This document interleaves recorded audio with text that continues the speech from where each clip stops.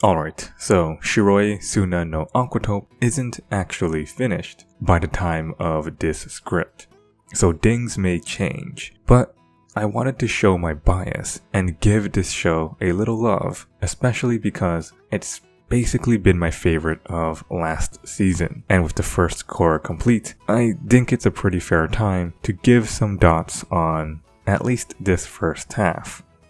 So, here are 3 of my favorite things in 300 seconds about Aquatope.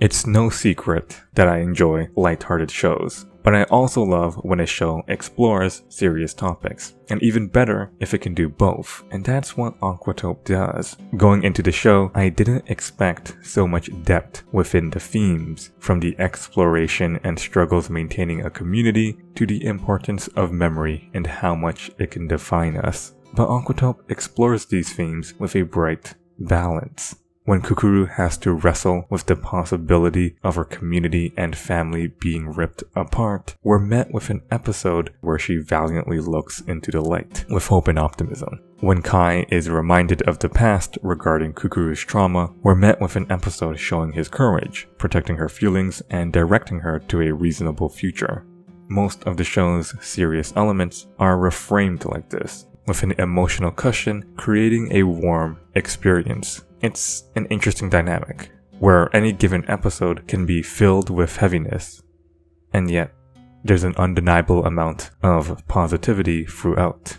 Being able to move between these two modes lets the show maintain the themes and explore them through a digestible and wholesome filter, essentially providing contemplation with a pleasant watching experience. Even during the height of the first core's emotional payoff, it was difficult for me to ever remain in any state of melancholy, since the show was so insistent in always lending credence to that other side, and I really enjoyed and appreciated the careful balance it found.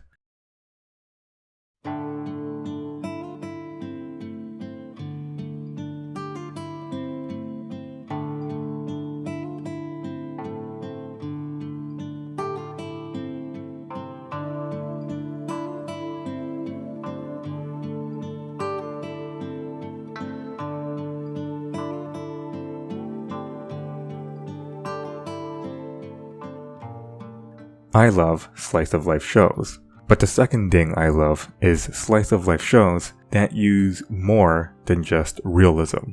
These additional elements are often very cool, but also serve to bolster the themes of the story. For example, Aria the Animation uses sci-fi to set its story on a terraformed Mars, which allows the viewer to literally escape into a different world. And it also has magic. This magic for Akari is attributed to her love for Aqua, and is an analogy to the connections of nature and humans. Without the sci-fi, the idea of escaping would not be as potent and immersive, and the connections Akari has wouldn't feel the same without actual magic to make it stand out. Aquatope is no different, using magic realism in the form of illusions, which are moments in Gama Gama that allow people to see memories. Having people reminisce is one thing, but letting people relive their memories magnifies their importance, showing just how vital the past is by literally merging them into the present. However, it's not just about the strength and power of memories, but also about the places which evoke them, and what we would do if we had such a magical opportunity. Would we fight and protect the potential of being able to relive them, or would we take the path of least resistance if fate was calling? Without that magical element, the concept of memory would not have been so heightened and expanded. I was already a fan of what the memories represented, but extending it with such a unique attribute was great. And of course, it also provided beautiful visuals.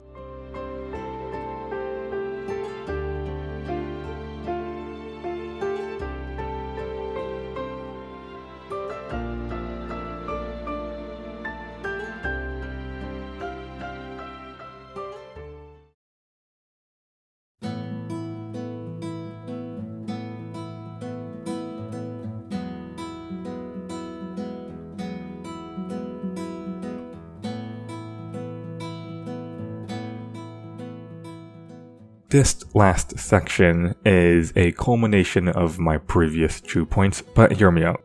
Aquatope is a PA Works show. That might not mean much considering staff is often quite varying and makes it difficult to consistently attribute a style of show to a studio. But PA does have a series of working shows where even if the directors and writers are different, they all embody the same occupational character drama, and I think Aquatope brings a refreshing change to this triad. One of the striking things about Aquatope is how it starts and constantly heads towards a downward trajectory. All of these shows have their ups and downs, but Aquatope's failure is large and looming. It's an inevitability and placed at the forefront. This is unexpected considering these shows always seem to have an overwhelming amount of positivity. They grow as they work at an inn, they make anime and strive towards their dreams, they fight and instill hope to the people of a dying town. But there's none of that here.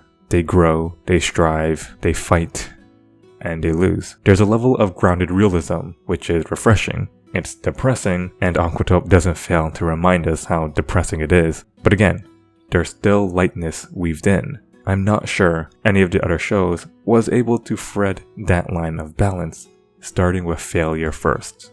Already enjoying these 3, I found Aquatope to be its natural evolution, having the same occupational drama in a unique setting but told in a way vastly different from its predecessors. Once I realized who was making it and the initial likeness to its other works, I was left blown away by just how different this show really is.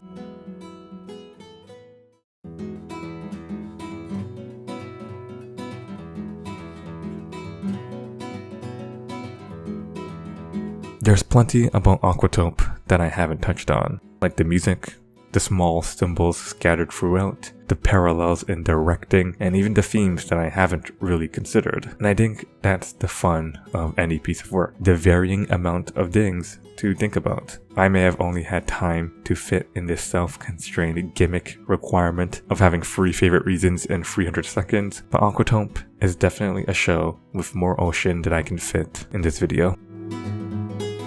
And that was the video. This is definitely a new format and a new structure that I'm working with here, and so probably expect more of this kind of really short and I guess consumable videos in the future. Other than that, thank you for watching, and I'll definitely see you in the next one.